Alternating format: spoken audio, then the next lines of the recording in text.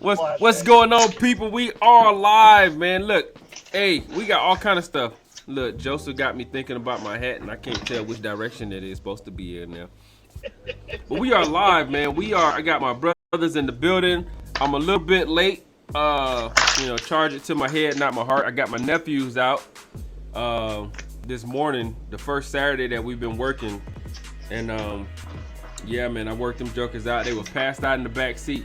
And before that, they was wide open. They Uncle Tay. I'm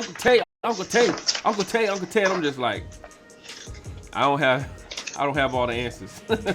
Run some more laps. Push-ups. Keep running. Run laps and do push-ups. So yeah, that's what we did. So we've been working. We working on basketball. We working on self-defense and all those great and wonderful things that I can help with.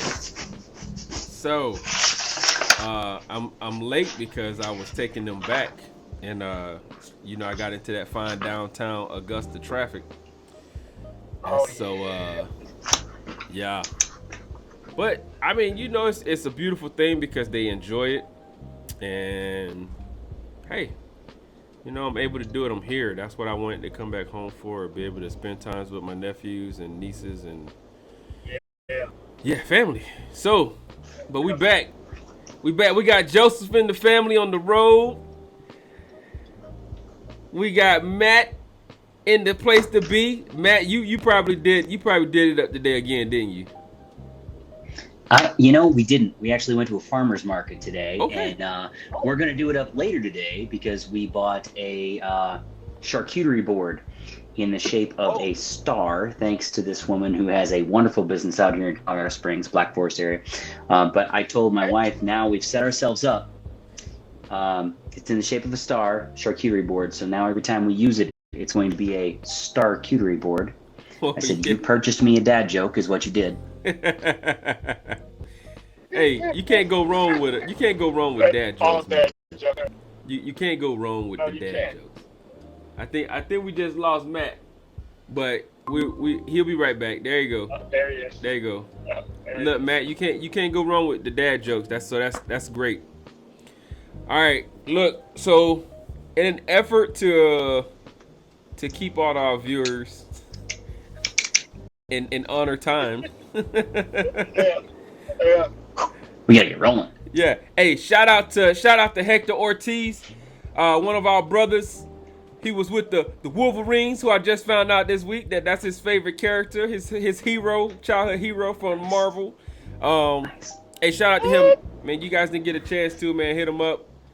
Check out the show. We fought through some technical difficulties, but we made it through, man. We made it through, so it's good stuff. Hector Courties, First Son Ortiz out there in Washington. Shout out to him. Our article this week was great leaders are thoughtful and deliberate, not impulsive and reactive. Just the opening title by itself says and speaks volumes.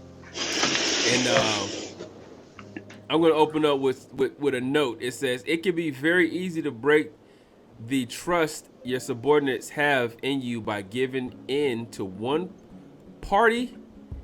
What is it? Poorly. Party? Huh? Poorly timed, emotionally charged outbursts. What does that mean, Matt? I love all of the leaders that I've had for one reason or another.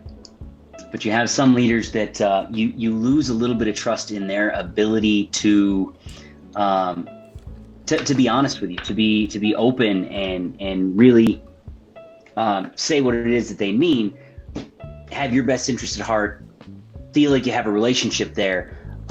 If when you're having a good conversation with them or having what you think is a good conversation with them, you say something that might trigger them the wrong way and they just fly off the handle.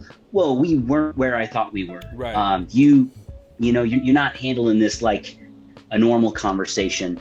And that's when that idea of we're having a mentoring session, or we're just having a conversation, or we're talking about something that matters, it can fall apart because they throw that emotion in there. They throw that that personal view that they're allowing to color the entire situation now. And where do I go from here?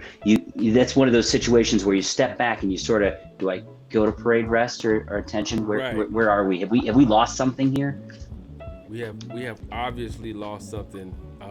Yes. And then you're not really motivated to finish that important conversation or dialogue that you were having, right?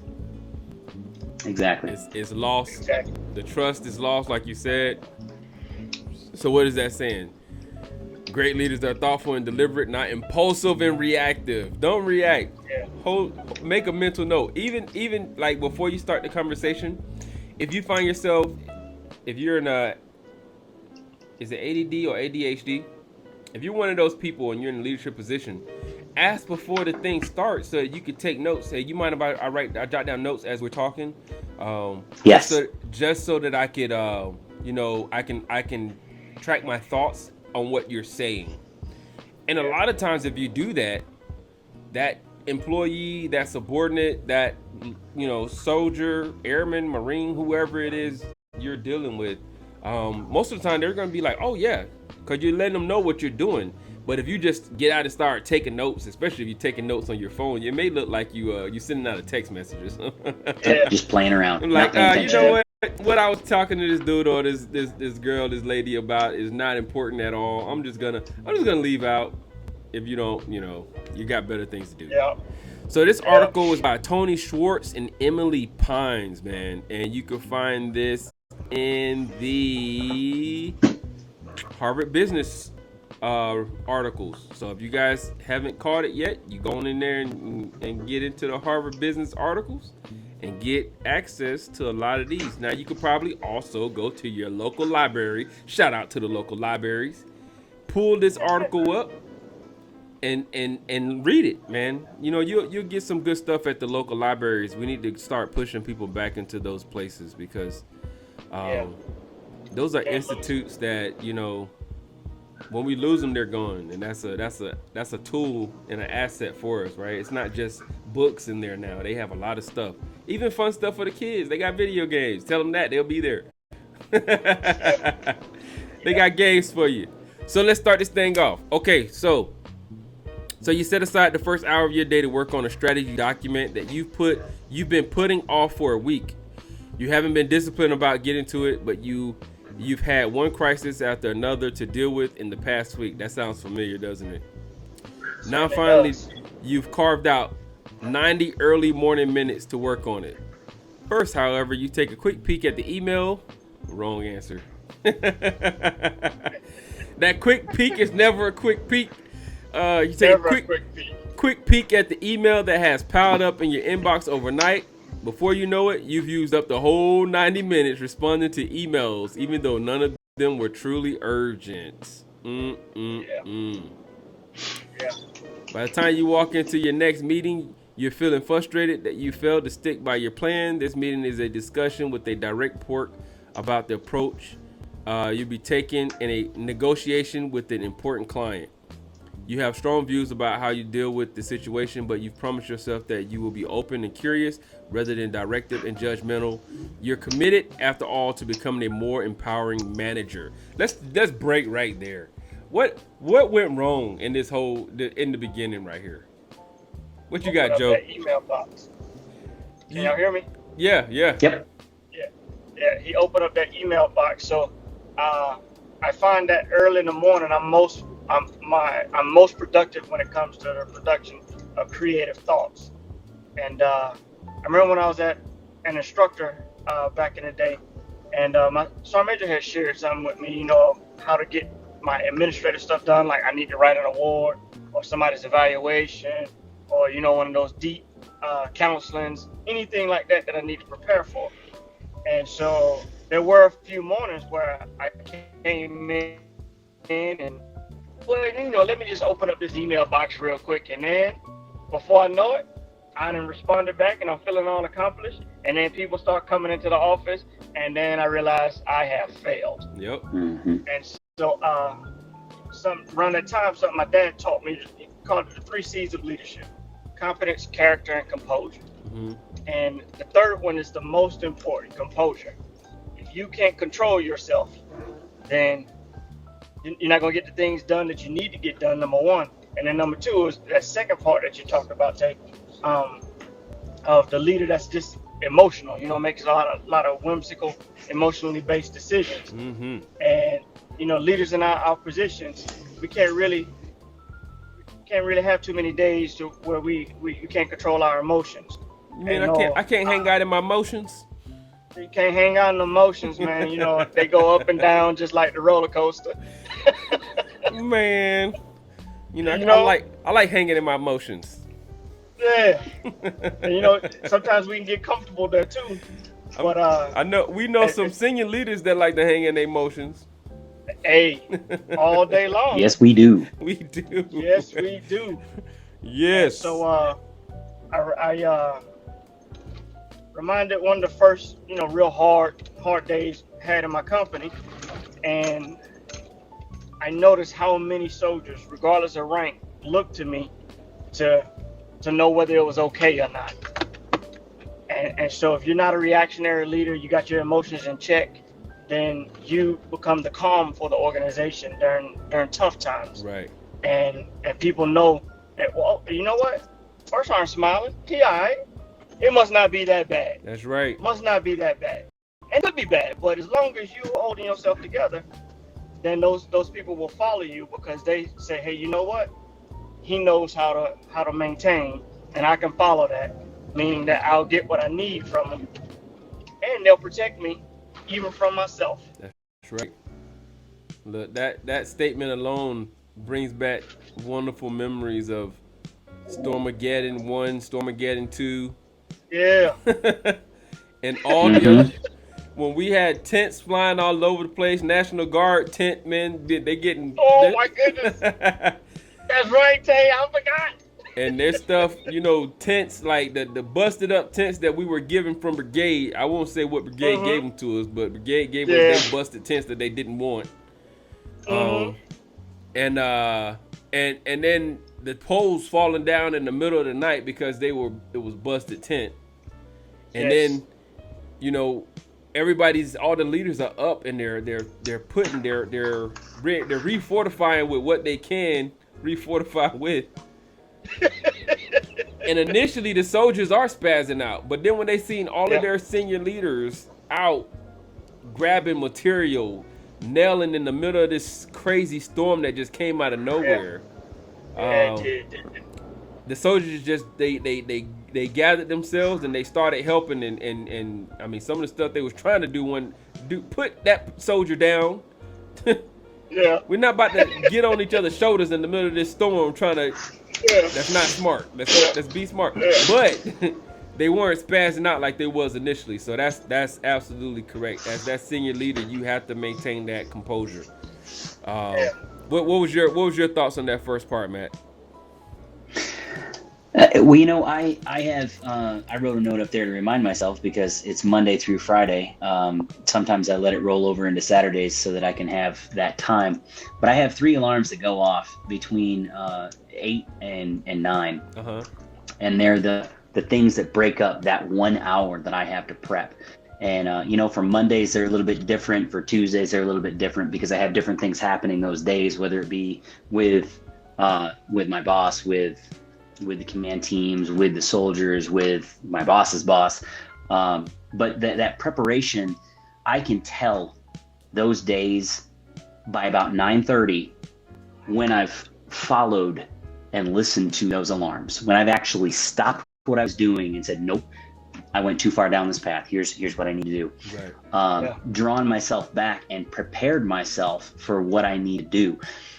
Preparation is absolutely integral to success. And it doesn't matter if it's the same Monday morning meeting. It doesn't matter if it's the same command and staff Tuesday or Wednesday. It doesn't matter because it's going to be a little bit different every week. There's new focuses, there's new people, there's new things that are on your brain. And I can be all sorts of ready for my Monday morning during PT, but by 9 o'clock, so many things have happened that if I haven't taken that devoted time and gone through whatever notes I wrote last week or written new notes so that I can sit down and ask questions on these things, I'm not being the leader that I need to be for the people that are there in that meeting. And I can definitely tell, and I'm far more prone to emotional reactions if I'm hearing something for the first time during a meeting. Right. I mean, we give read heads to leaders for a reason. That's right. So they figure out, hey, what do I need to ask about this one? Or, hey, is this going to trigger me so I don't flip out on this, whoever it is that's briefing this, you know, whether it be a captain, a first sergeant, or you know, the sergeant that you have briefing for you. Preparation is absolutely key to that success, and I can definitely tell when I don't prepare. Yes. And so can everyone else, unfortunately. Look. Yeah. Folks, that saying, victory goes to the prepared mind. Exactly. Yep. Absolutely. All right, so you find yourself growing more irritable as he describes an approach that doesn't feel right to you. Impulsively, you jump in with a sharp comment. He reacts defensively. You worry for a moment, and rightly so, that you cut him off too quickly, but you tell yourself that you've worked with this client for years, the outcome is critical, and you don't have time to hear your direct report's whole explanation. He leaves your office looking hurt and defeated. He leaves looking hurt and defeated. You let him leave looking hurt and defeated. We can stop right there and preach that thing. You got that right. But we're gonna keep going and come back to it. Welcome to the invisible drama that operates inside us all day long at work. Mostly outside of our consciousness, most of us believe we have one self. In reality, we have two different selves run by two separate operating systems in different parts of our brain. The self that we've most aware of, the one that planned to work diligently on the strategy document and listen patiently to your direct report, is run by our prefrontal cortex and mediated through our parasympathetic nervous system. Say that 5 times. I know, right? The parasympathetic nervous system. This is the self we prefer to present to the world. It's calm, measured, rational, and capable of making deliberate choices. And then I'm gonna pause on the second one. The second self is run by our amygdala, a small almond-shaped cluster of nuclei in our midbrain, and is mediated by our sympathetic nervous system. Our second self seizes control anytime we begin to perceive threat or danger. It's reactive, impulsive, and operates largely outside our conscious control. All right, let's drop the pin right there, gents. So, you let him leave looking broken, basically. Obviously, we was operating in the second self. What you got, Matt? I'm going to read my note here because I absolutely love the idea of this. This is one of those things that I have to practice and continue to practice, and then remind myself to practice, and then realize that I've screwed up again and keep practicing. Right. So the second self is the one that tries to jump into the driver's seat when we feel insulted or slighted. Stoicism, again, I'll bring it up because Ego is the enemy. Wonderful book. Oh my God, that's a great book. I love it. Stoicism solves this problem by reminding us that the words of others do not injure us. They are merely sharp objects placed before us. We can choose to harm ourselves with them or refuse to pick them up. If you hear your subordinate saying something that you just know is off in left field, you know that's not how you should deal with that. You know that's not how they should have reacted. The information you're getting is wrong. You know they must know. You want to fly off the handle on them. Is that going to help? Maybe, okay, you can stop right there for a second because I know that you're going down the wrong road. Gather yourself. Let's do this later. Or can you pause for just 1 second so I can write a note here so we can talk about this? What you do in that moment when you're upset, when your second self starts screaming from the back seats going, hey, let me in, let me drive, I got this. Acknowledge it. Say, something's clearly wrong. I know something's wrong. I've got instincts that are saying we're off a bit. Take a pause. You know, just like when you're in a counseling session with one of your subordinates and something gets heated, you maybe get a little unprofessional, or you say something that tweaks them the wrong way, or they get unprofessional. There is nothing wrong with saying, we're going to stop this. You're going to step out, do what you need to do, come back in 30 minutes, and we're going to try this again. That is still well within the boundaries of dignity and respect for everybody in that situation. Right. It stops you from going down the wrong road. It lets you reflect on what it is that went wrong and prepare for that new path that you're going to have to go down. That's good. What's your thoughts on this section, Joe? That's real good, man. And so when you was reading, the first thing that popped in my head is a butt joint, right? You know, you go in, you know, you're jacked up, time to get you behind you, right? Right. But nothing states that the person still has to leave with their head held down after the butt joint. That's Nothing right. says that. That's right. Come on. Absolutely. Come on. And so I'm reminded of the principles of conflict 101, right? What is the purpose of you holding said conversation? What's your end state? What do you want to come out of it? Now, if you just want to break the person down and leave them that way, then that's why they leave with the head held down, and they may not recover from it because that person could probably truly look up to you. And if they fail that much in your sight, I don't want to try that again. Something Matt and I was talking about last time he was down is, hold on. I lost it for a second. You still there? Yeah. No. I was going somewhere. It was something that Matt said. Oh, it'll come back to me. But we should be builders one of another. And sometimes you may have to chisel the wall down a little bit, right? Yeah. But it's important to tell the person why you're doing it. Right. Hey, look, right, you jacked this up, right? Is that a fair statement? Yeah, okay. Don't do that again. Let's talk about how we got there, and let's talk about how we don't go there again. And it's important. Yes, that's what it was. Now I remember. Damn it. And then it goes away again. That is life. Hey, you can't go to the house and talk about your sister getting old now. You know what I'm saying? It's coming and going. She done got you live for getting mid-sentence what you about to talk about. Yeah. And so it's sometimes your disappointment in a person, and they can tell it, that's what Matt was saying, is more. You don't have to yell at them, you don't have to scream at them, you don't have to use harsh words. You know, I'm even reminded of the soldier's request. Speak to me often, Sergeant, but don't speak to me harshly. Don't break my spirit. You know, I need you. Don't break me down like that. Yeah. Make me feel like I'm nothing. Yep. And I think it's imperative for leaders to take themselves out of the equation and have it focused on that individual and what that individual truly needs in order for them to get better. Yeah. Now, they're not saying that you can't be a stern That's right. individual. They're not saying to coddle. Just any of you listening, they're not saying cradle these your people. They're saying if you have to be more in the directive mode, right? Yeah. If you're in more of the directive mode and you're having that type of conversation, that one-way conversation, make sure that before you finish that one-way conversation that you build them up.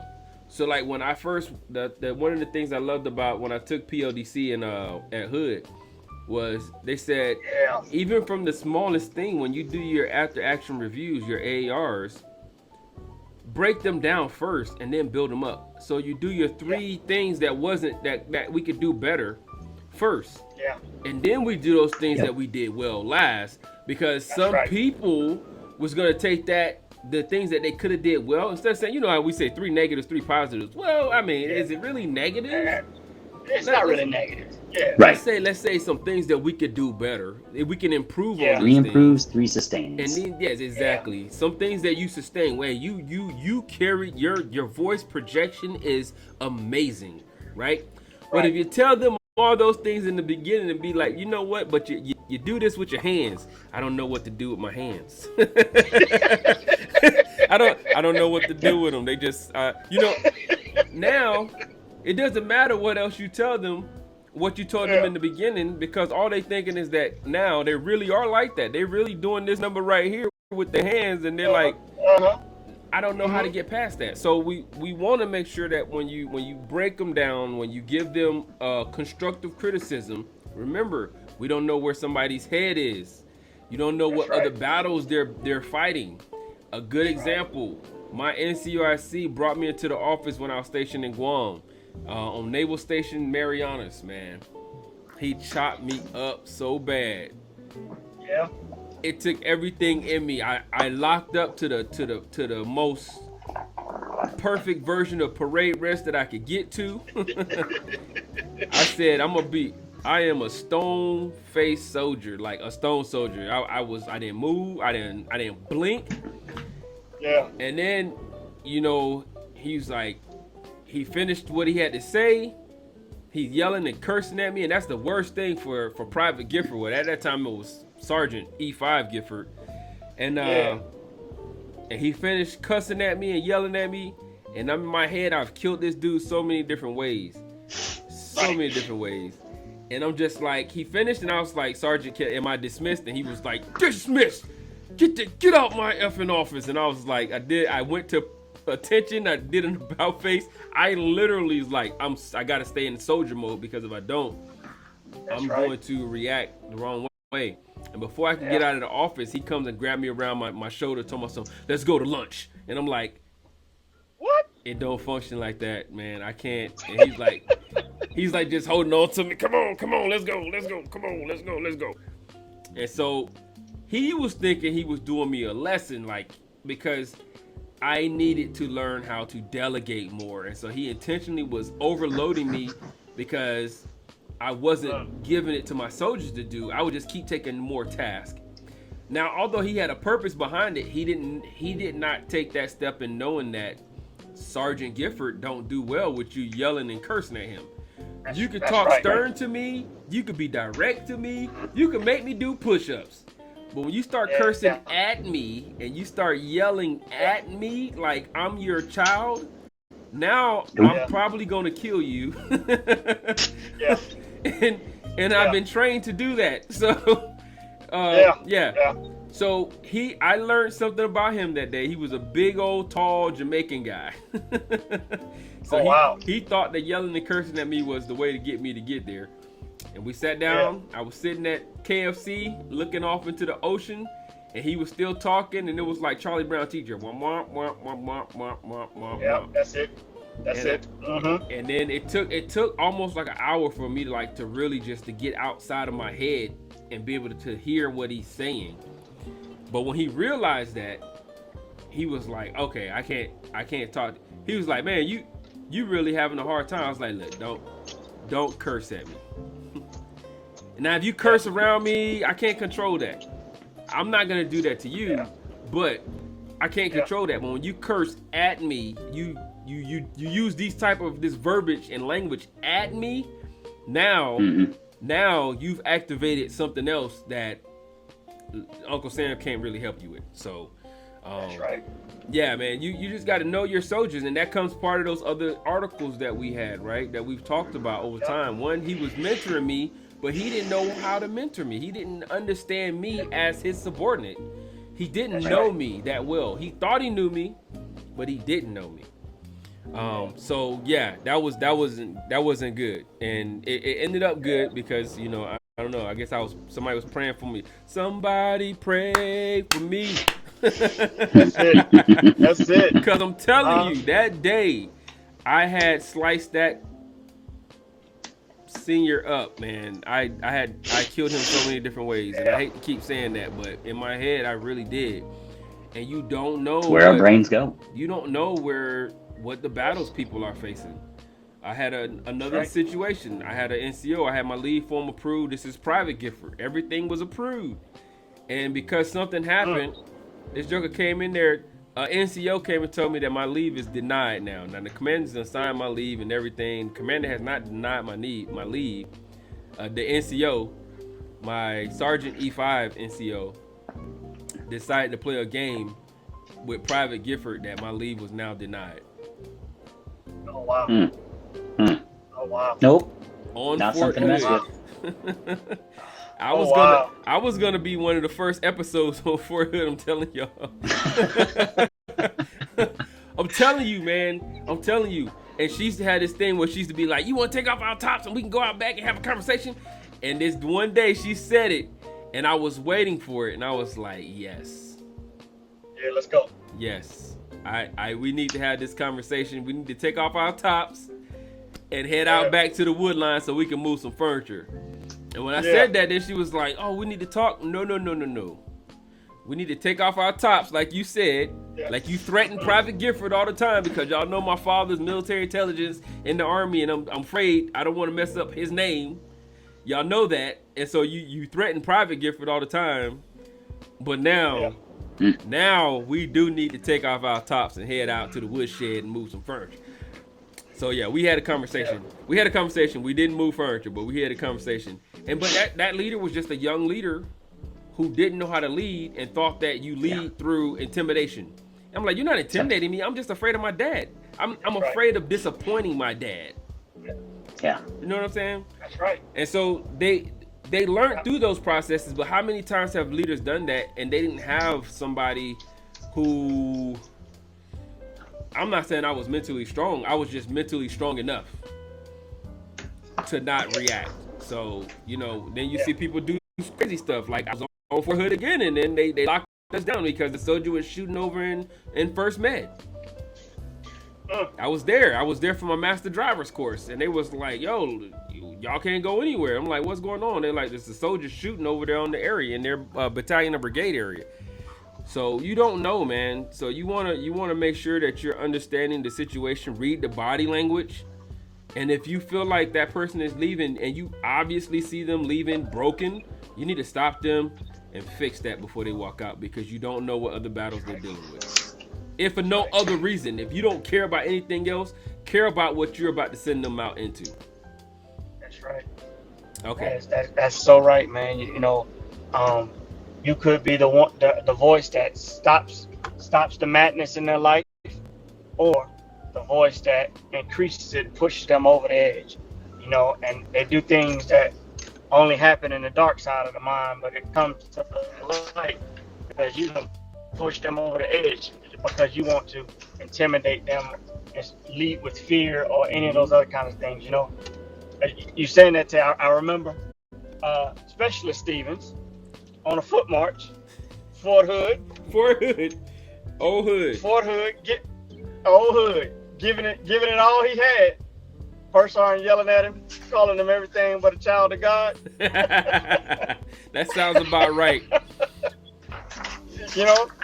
And afterwards, had to gather my thoughts and let him know, hey, I don't really respond very well to being yelled at and called this and anatomy parts and all that kind of deal. That doesn't make me want to try harder. Yeah. That makes me want to quit. Yep. I don't Create know a message that person, resonates. Yeah. Yeah. I don't know truthfully, I don't know any person that wants to be yelled at and all kinds of profanity and all that. Who wants that? Yell at me. It's a dysfunction. It's a dysfunctional situation if you do. And when you have that person, you gotta fix it. I don't say you gotta fix it, but you gotta help them fix that, because they're dealing with something else that's much deeper. They got an iceberg there that's blocking things. And you as their leader, you gotta help them get past that thing. So we talked about the parasympathetic, and what was the other one, Matt? Sympathetic and parasympathetic.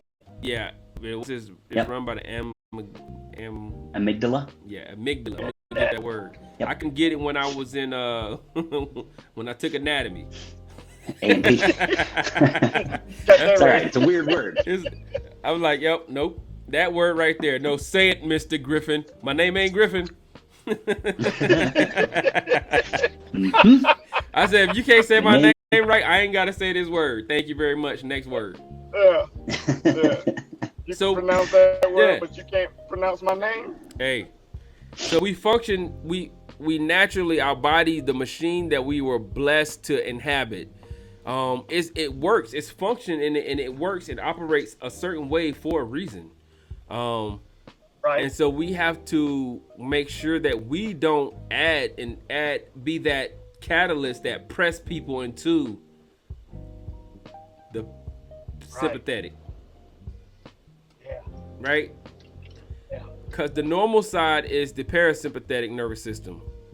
That's the one that when you're functioning, you planned out stuff, you got all your stuff working and functioning well, and then you put them into the area where the other side seizes control, and you're in a threat mode.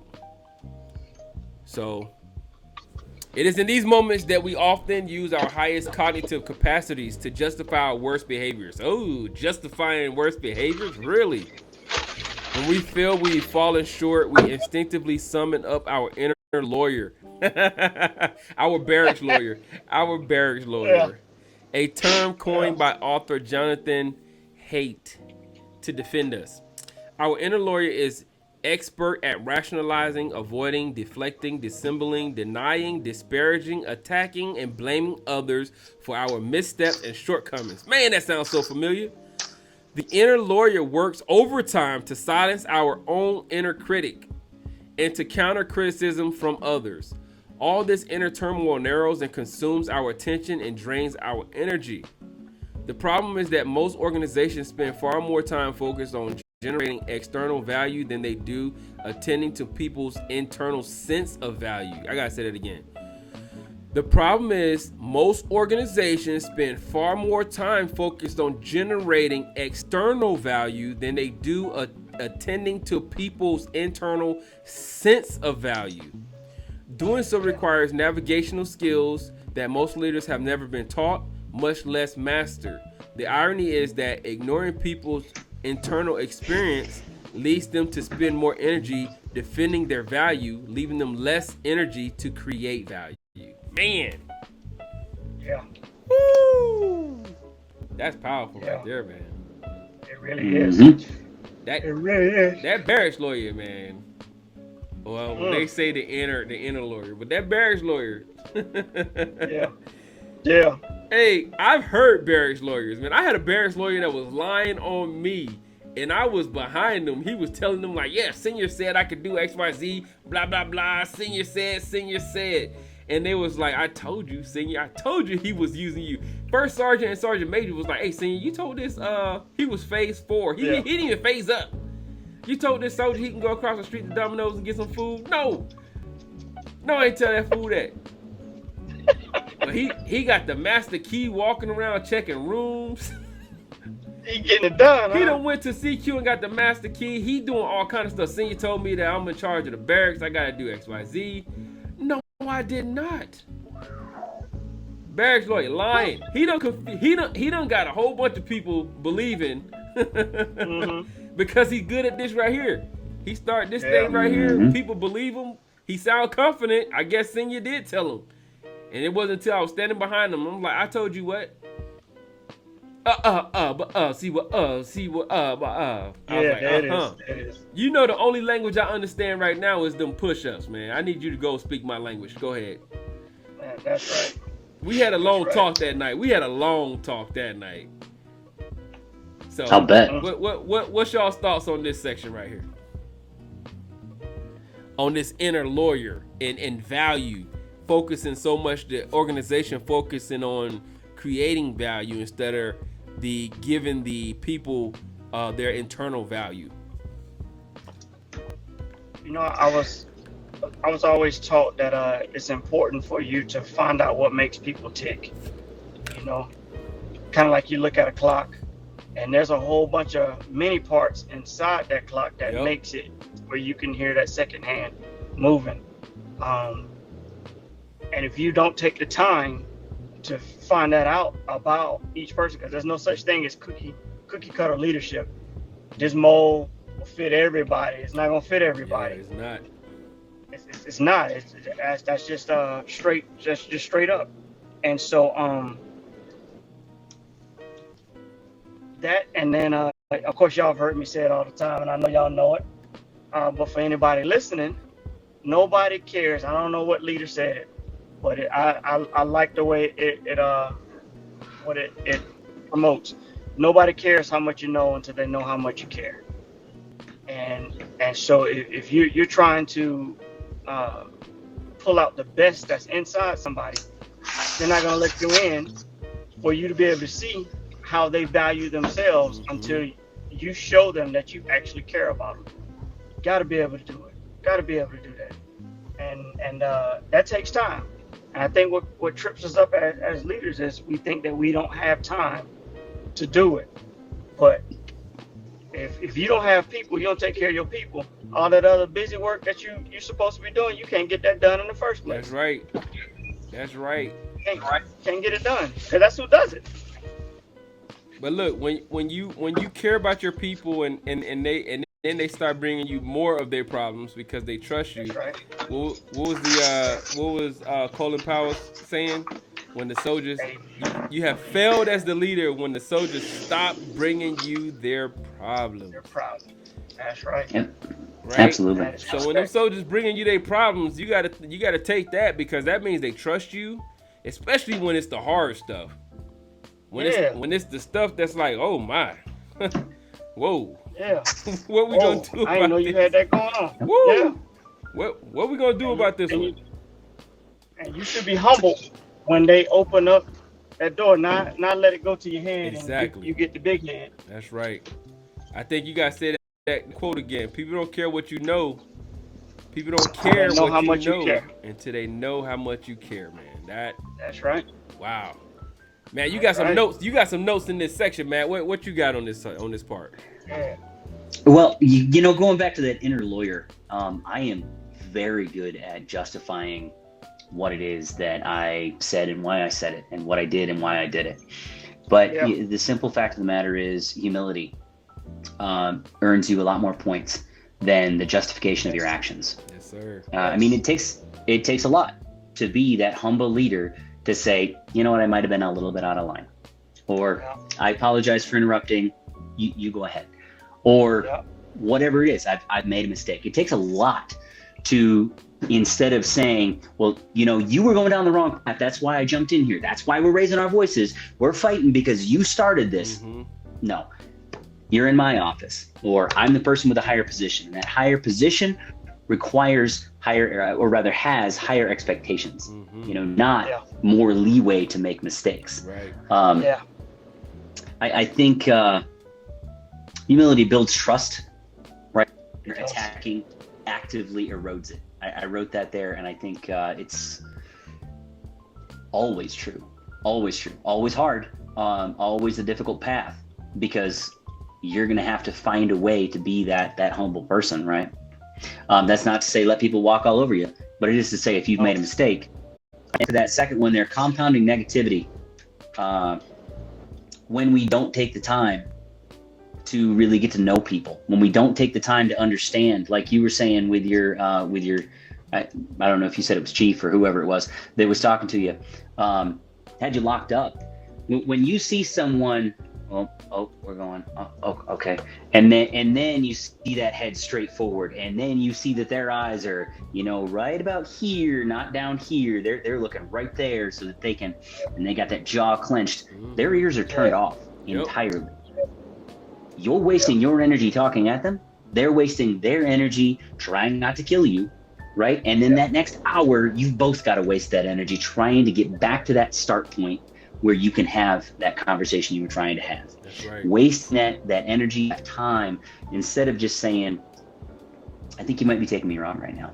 Or I notice you're twitching a little bit there. What's going on right now? Can we pause this right now and let's dig into this? I like to have conversations with people in my office, out of my office, in their office, wherever, that are more peer than anything. Because when people feel like they're on a peer level, even if there's a rank or positional disparity, it doesn't matter if it's up or down, when they're on that peer level, they will listen and they will converse. And they're not just doing that subordinate, I've got to defend myself, so let me hear one thing they said and then think about the next 15 things I'm going to say. Yeah. You're having a conversation. instead of, like I said, compounding that negativity and wasting all that effort and that time. Look, you're listening to reply, right?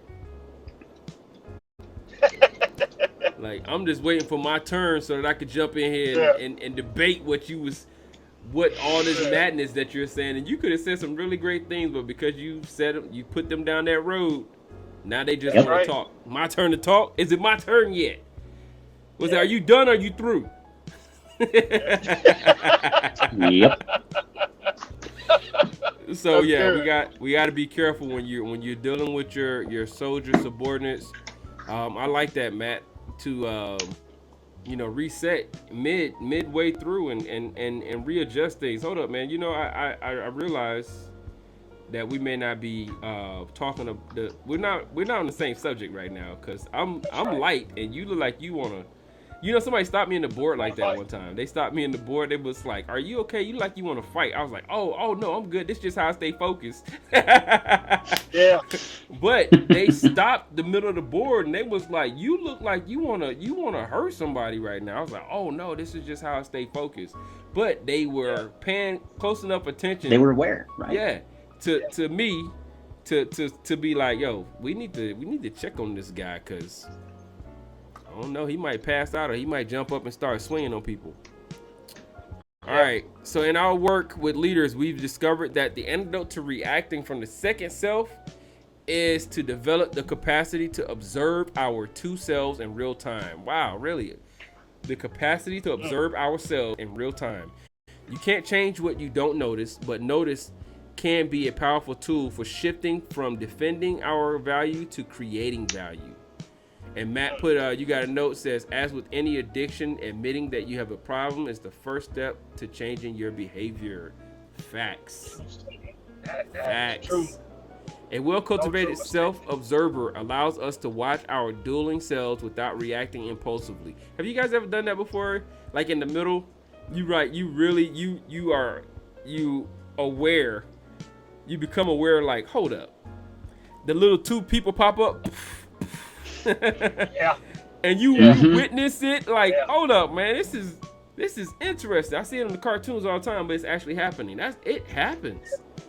It does. And it said you could develop the capacity to observe your two selves in real time. You can't change what you don't notice. So we have to become more intentional about noticing those things. But noticing can be a powerful tool for shifting from defending our value to creating value. And that's what we want to do as leaders, right? We want to create value, right? And we don't want to push our values without creating the people that, want to have and know our values. A well-cultivated self-observer allows us to watch our dueling selves without reacting impulsively. It also makes it possible to ask our inner lawyer to stand down. You be like, overruled. Objection, Your Honor. Overruled. That's it. It makes it possible to ask our inner lawyer to stand down whenever it rises up to argue our case to our inner and outer critics. Finally, the self-observer can acknowledge without judgment that we are both ourselves, our best and our worst selves, and then make deliberate rather than reactive choices about how to respond in challenging situations. So that's good. Yeah. That's good. Without judgment, we can have our inner lawyer stand down, and we can rationalize that we are both ourselves and make deliberate rather than reactive choices about how to respond in challenging situations. So that goes back to what you were saying, right, Matt? Hold up, we can stop right here in the middle of this. I don't think that we're on the same page. Let's regroup. Let's gather this, even if it's like, hey, let's take a 5-minute break. Let's go grab a snack. Who don't? I mean, they could just be hangry, right? Or you may be hangry. You're not yourself when you're hungry. Right? Or thirsty. Thirsty. So, it could just be one of those things, break bread. That's why they tell you don't always just do your counselings in your office, because people already, it's like if you put somebody in that position, they're already intimidated. So especially when you're the first sergeant or sergeant's major, You know, Mhm. take them Mhm. outside, sit them on the bench, have a conversation. I used to do that with the guys. We would sit outside on the picnic bench, away from everybody, and just talk about whatever. Okay, Yeah. this is what's going on. What do you think? What can we do better here? And I usually do that. I usually say we together. How can we make this Yes. better? Instead of being like you. I learned this from one of the marriage retreats that we went to. Yeah. Instead of saying you, either use us together, we, what can we do better? Or I say what you're doing, the action, not you, but the action Right. is causing this. So we need to separate you from this type of action so that these things that's coming won't continue to come. So That's right. what y'all got on this? What you got, Joe? Man, so I'm a firm believer that we are stronger together. There's always strength in numbers. Mm-hmm. And I really love your point there because, in counseling, um, you can either take the approach, and sometimes it's necessary, right? This is a one-way conversation, but that should be the last resort Mm-hmm. for you to convert and use that type of language. Most of the time, your language should be towards how do we build this connection that we need, so that we can get to the common goal that we both have. And I tell you, I love the simplicity of the things that you should be thinking about that's written in the daggum counseling guide. The number one, active listening. Active listening. Active listening. Active. Yes. I'm listening for content, and before I give you any of my points of discussion, I'm going to ensure that I regurgitate to you what I thought I heard you saying, so that there is transparent, clear communication taking place, so that we can get to the bottom of it. And of course, we're talking. As I've had some soldiers come in, man, when they did, they really hot. And then they say something stupid. And it only gets me angry. I was like, oh, this. And so I had to take a deep breath, sometimes 3 deep breaths, and say, okay, all right, what is happening in your life? That's normally one of my reset questions, not just for the soldier, but for me to remind myself that I'm talking to a human being. Right. And if I were on the other side of this desk, I would not want, what's that golden rule? Treat people like you want to be treated. That's right. That's it. And so if I'm on the other side of the table, I wouldn't want anybody just looking down, talking down to me, judging me. And so let me get my my body language and my words together so we can get to the bottom of it. Because most people, well, not most people, everybody does dumb stuff. And there's always a reason. It may not be a good reason, but there's a reason why they did it. Right. Get to the bottom of it. I had a guy. He was having a lot of problems in his home, and so everybody described his demeanor just very apathetic, and I could see it. And sometimes he would crack the door open to his life a little bit, but not enough for me to truly know what was going on. And one morning, I was doing what were we doing? We were doing an EDRI. It was our first EDRI, right? And I get a phone call about 5:30 in the morning, yelling, cursing in the background. People talking about don't run me over with your car, all that good stuff. Oh yeah, man, it was good times. And so I had to bring everybody in so we could talk and get to the bottom of it. And then later that evening, he and I talked, and he just kind of laid it all out for me. And I'm so glad that in that moment, I was operating with some emotional intelligence so that we could get him and his spouse the help that they needed. Man. All right. What you got, Matt? Well, I think in any situation, observing ourselves is useful. Yeah. We learn from our mistakes unless we don't recognize that we make mistakes. And I think we all know some people that are unwilling to recognize that they're capable of making mistakes.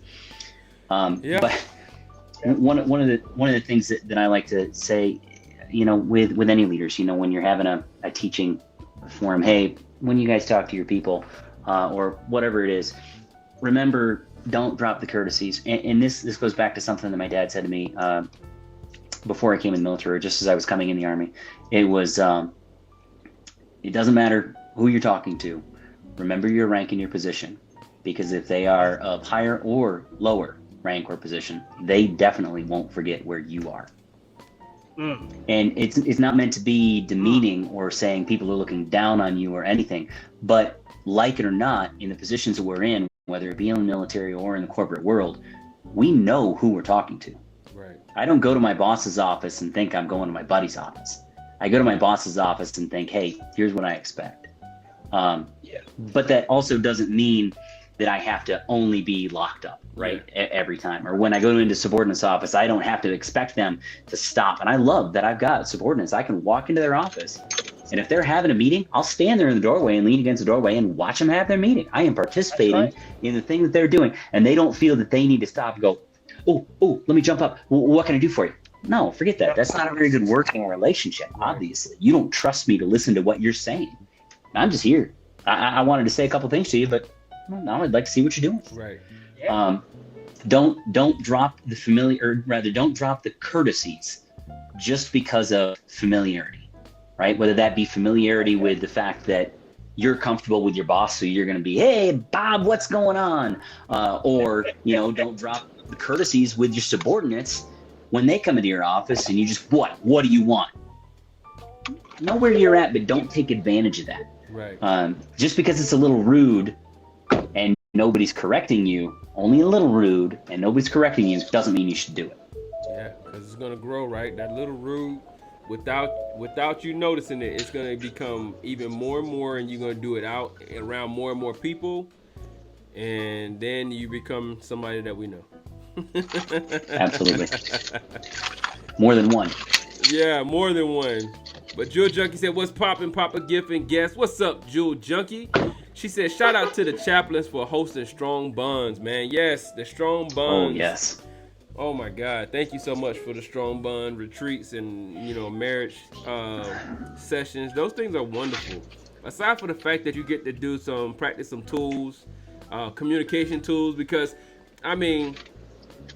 who has perfected communicating?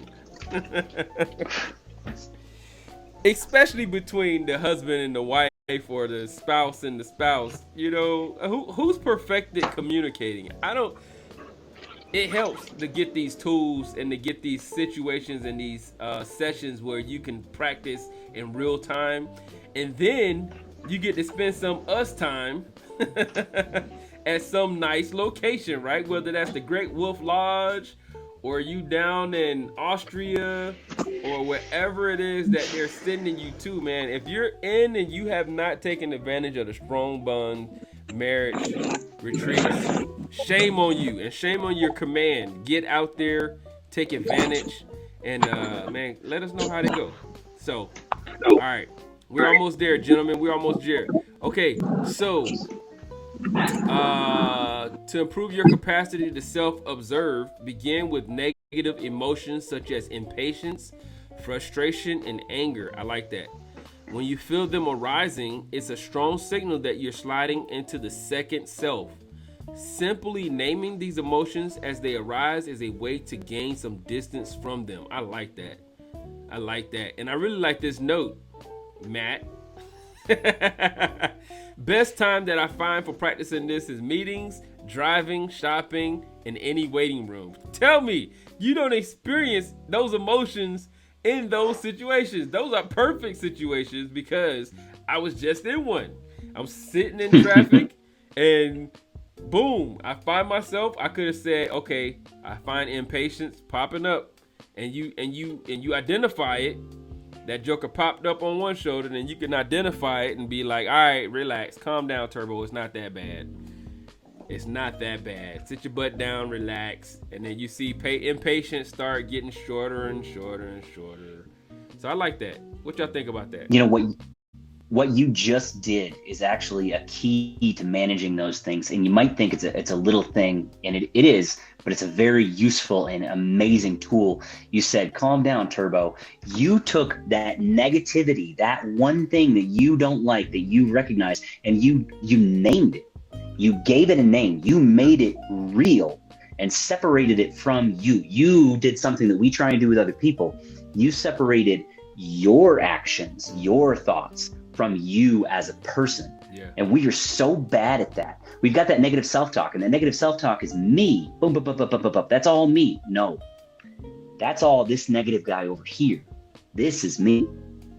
We separate other people. We don't say that's a dirtbag soldier. We say, no, what he or she is doing right now is wrong. We need to work on that. But we don't do it for ourselves enough. That's a huge tool. That's amazing. Yes. Yeah. Absolutely. Man, you over here preaching, man. We're gonna have to pass the offering plate. You got that. Come on, Matt. Yeah. What you got, Matt, what I love most about that is you took me back to martial arts. And I remember in Bruce Lee's, when he created his own form, Jeet Kune Do, and one of his top principal teachings was to be like water. Water is the softest and the hardest thing in the world. And it depends on the conditions of which you're in that you need to be one or the other. Right. But when you're dealing with people, you should be soft like water. If you're in combat, then you have to be as hard as water. Yeah. But being able to adjust yourself is important. It's important. And, I've had a handful of senseis over the years, but I still remember my first sensei. Her last name was Brunson. Big old Russian woman. Man, she was huge. Yeah. Could be because I'm 5. That made her seem so big. Hey, those impressions that are left, right? They stick there, man. Tell her it's a lever on the left side down, and it has a P on it, and tell her to pull it. Just pull the button. And don't have to pull it out. Just pull it, and it'll say the parking brake is on. But yeah, man, I'll never forget that. And one of the things is, I had anger problems, that kind of deal. And one of the things she taught me was emotions cloud the mind. The stronger the emotion, the cloudier your brain will be, and it prevents rational thought. Right? Now, she didn't say it to me like that when I was 5, but as I got older, I understood. She gave me a great analogy. She talked to me from regular weather situations. She said, Joseph, how days is daytime, but you can't see the sun? Yeah. Why is that? Because the clouds are covering it. And she said, that's right. The clouds are covering it. And so if you can't get control of your anger, then the other stuff that you want to do and say, those clouds are covering it, and nobody can see how bright you truly are. I'll never forget that, man. It's 35 years ago. That's and awesome. It is, right? And so we all must learn how to discipline ourselves to something. Yeah. Got to be able to discipline yourself to something. Man. And it's not always easy. And of course, to get better at it, you have to go through tough stuff to get better at it. And you got to be intentional about getting better at it. Yes. I like that, Tay. Intentional. Look. When we talking about this stuff, we're not talking about it because we've mastered this either. Like, if you guys miss any of this, we're talking about it because these are things that we need to do as leaders. You have to be self-aware. That's one of the things. That's why we do 360 evaluations. That's why we do all these things. That's why you're supposed to link up with people. I like, there was some famous coach who, I think is maybe, I don't know. I don't want to say their name. It might be wrong. But they said plus, minus, equal. You're supposed to have, you need to have somebody that you're higher than, that you're lower than, and that's equal to you. At least one. And if you have more, that's great. But you have to have a good relationship with these people, because that way that they could give you truth from somebody who is not where you are yet, somebody who's been where you are but they moved on, and somebody that is where you are. And they can all share information about you to make you better. And I really like that. I really do like that. So that's good. I like that, Joseph. What you got, Matt? Yeah, absolutely. I agree. And having those people that you can look up to, having those people that you can know that you've got to be the best that you can be because they're looking up to you. And then those people that you just say, hey, I just learned this thing. We can learn this together. We can do this together. Yeah. You know, that actually in that next paragraph of the article, that goes right into something that we're doing. You know, I wrote, hey guys, that's what we're doing. Go us. I love your notes too, Matt. If you don't know it, I love the notes, man. I absolutely love it. Man. It's wonderful. I've got to write stuff down. I'm not, and that's the thing. You mentioned it. You know, we're not saying this because we mastered it. No. Some of these thoughts I'm having for the first time. Oh my God, epiphany. Let me write this down. Yep. And some of it's stuff that I've heard from other people, and we're all talking about it now. Hey, I thought this, I experienced this, or this leader taught me.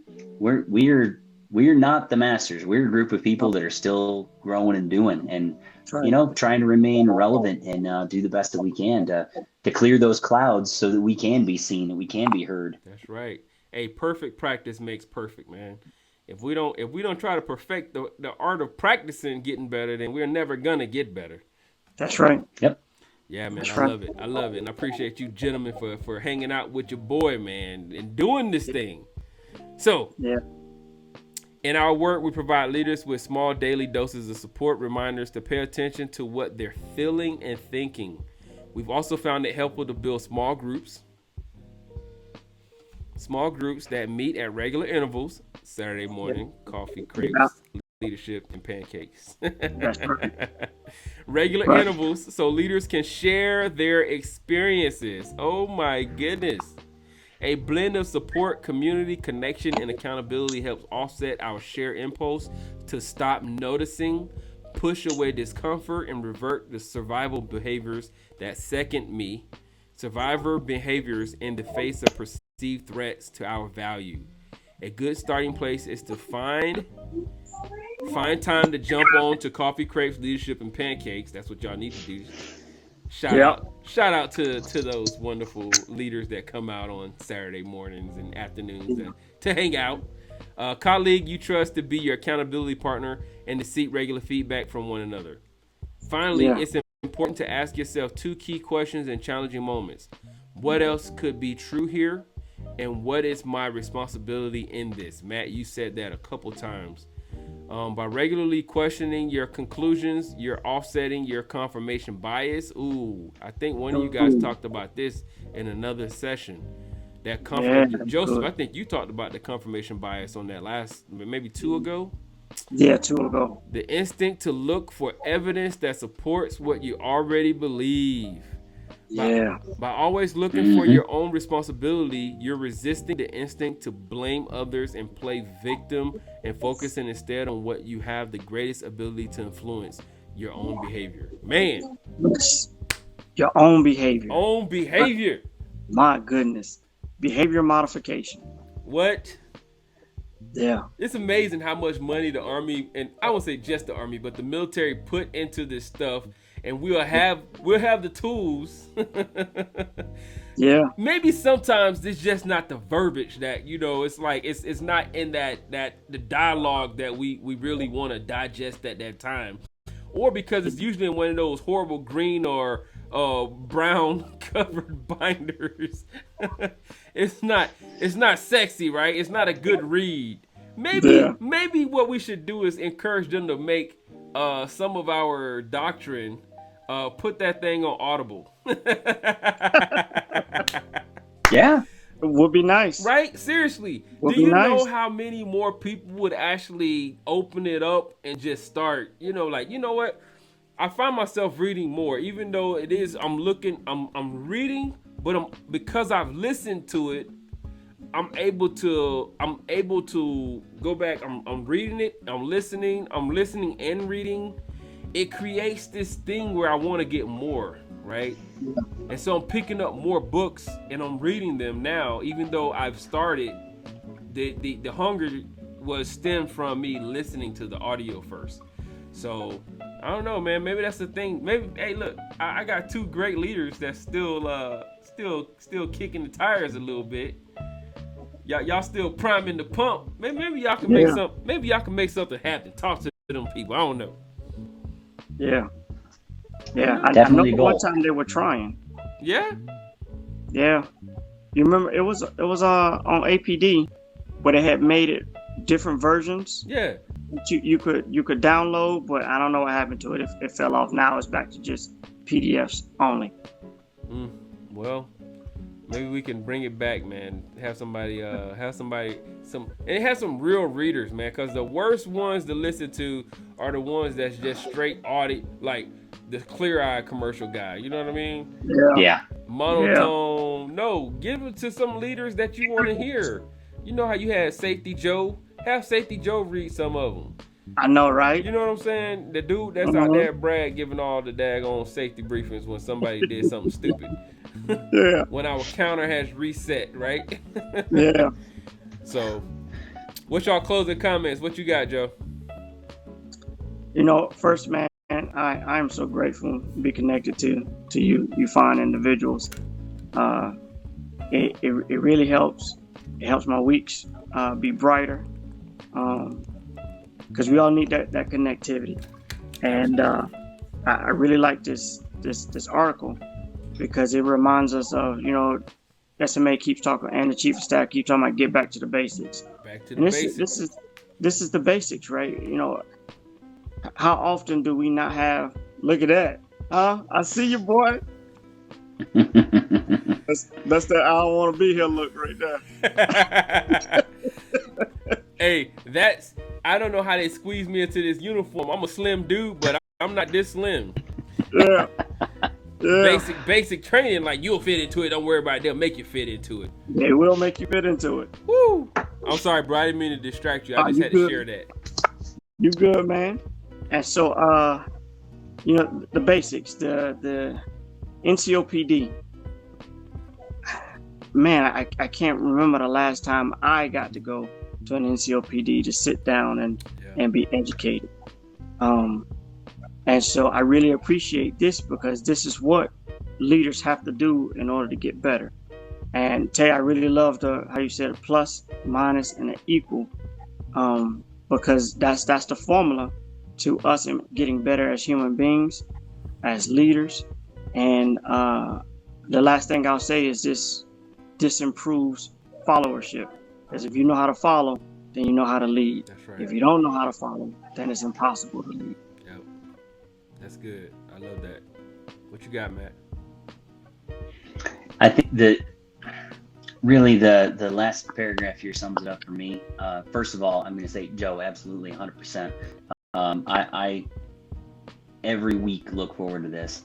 Look forward to developing this and getting to the point where we're sharing this with bigger audiences. And I guarantee you, I already have and will continue to use these articles to talk to more and more people and get those perspectives and those outside views from different folks, whether they be that plus, minus, or that equal.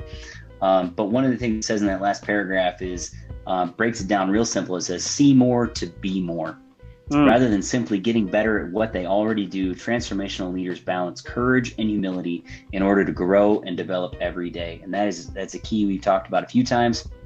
We're still growing, and if he lets me when I'm in my 90s, I'll still be growing, and if we're not, then we're not relevant. You have to remain relevant for yourself, for the world, for your family, for the people that we work with, the people we work for. And seeing what we're doing, seeing what we're thinking as it's happening helps us to not only transform the organizations and the people that we're around, but transform ourselves too. Because if you're that person that says, well, I'm always going to be me. Okay, yes, absolutely, always be you. But always be the best you. Right. And you might not be the best you right now. That's right. That's right. And you always want to be better than you were yesterday, right? Yes. So if you're not growing, you're dying. So I like that. I'm just saying. Look, I'm gonna say this. I appreciate you guys taking your time on Saturdays. The family, Joe, you moving around. You have the soldiers be coming over. Matt, you guys will be out and about. Shout out to my family who, they know at this time I'm doing this and they support it. Jill Junkie jump on and she chat. Sometimes she stay for the whole show. And you know, it's good, and so much things come out of it. Like I heard you say ego is the enemy so many times, Matt, and I finally picked it up.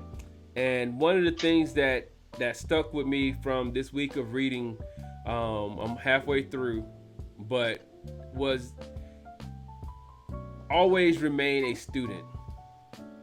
Yeah. Always remain a student. Never get out of the student status, because if you've mastered one thing, pick up something else. Because the mind is one we're only using 10% of the human brain. So why don't we make the attempt to unlock the other 90%? And how do you do that? It's not because I mastered this and now I'm good. No, pick up something else. Yes.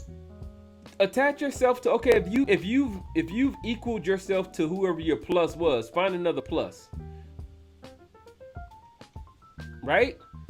Yep. Absolutely. And continue finding a plus, because if you want to do something, if you want to, it might be hunting and fishing. If you've done all the technical stuff and you don't know how to survive in case the apocalypse happens, go out there and learn how to survive in case the apocalypse happens. Hopefully, pray to God it never happens. But guess what? Now you know how to grow your own crop. You know how to skin a deer. You know how to, you're learning. That's still learning. You're still learning, man.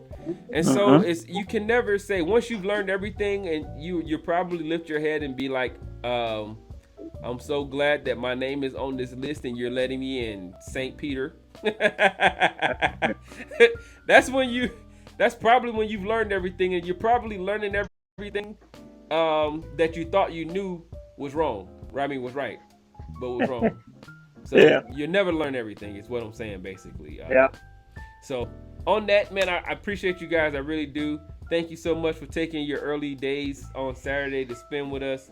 Enjoy your 4th of July weekend. You too. Be safe. Same. Don't do stupid. This y'all safety briefing. Look, it ain't what y'all gonna do. It's gonna be somebody else that's doing something stupid. So watch out for other people doing stupid, okay? Yeah. And send me pictures of all the wonderful food and stuff that y'all gonna have, because I think we're gonna take it easy this weekend. Yeah. Everybody out there, be safe. Don't do stupid. If you're gonna drink, don't drive. If you're gonna drive, don't drink, or have somebody else do it. Or if you want to do that, drive and drink on your Oculus. Just do it on the Oculus. You get the same effect. Virtual reality world. You feel like you're really driving, but you're not. You're being safe about it. You can even go to the party. You can go to the virtual party in the metaverse. Okay? So just be safe and return back, and we'll see y'all on the next show. Peace. All right. Peace. Love you guys. Love you too. Love you. See you next week. Yep. Bye-bye.